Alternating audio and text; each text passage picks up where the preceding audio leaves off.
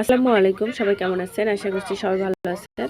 তো আজকে আমি হাতে মাখানো চচ্চড়ি করব ছোট মাছের। এই মাছগুলো অনেক মজা লাগবে খেতে, কারণ এখানে আছে ট্যাংরা, তারপরে হচ্ছে গুছি মাছ, কয়েকটা শিং মাছও আছে, পুঁটি মাছ, বিভিন্ন রকমের মাছ আছে। এই যে এগুলো মাছ, মানে এগুলো আমাদের গ্রামের বাসার পুকুর থেকে এই মাছগুলো উঠানো হয়েছে। তো এই মাছগুলো অনেক মজা লাগবে। এই মাছগুলোতে কোনো রকম কিছু দেওয়া হয় না, শুধু খাবার খেয়ে এই মাছগুলো হয়েছে। তো দেখুন কত সুন্দর। তো এখানে আমি টমেটো, পেঁয়াজ, রসুন কুচি, একটু আদা কুচি, সব রকমের মশলা, জিরে দিয়ে মাছগুলো সুন্দর করে মাখিয়ে নিচ্ছি।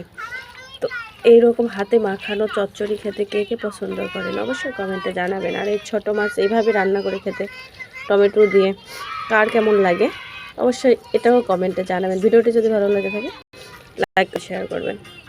সবাই ভালো থাকবেন। আল্লাহ হাফেজ।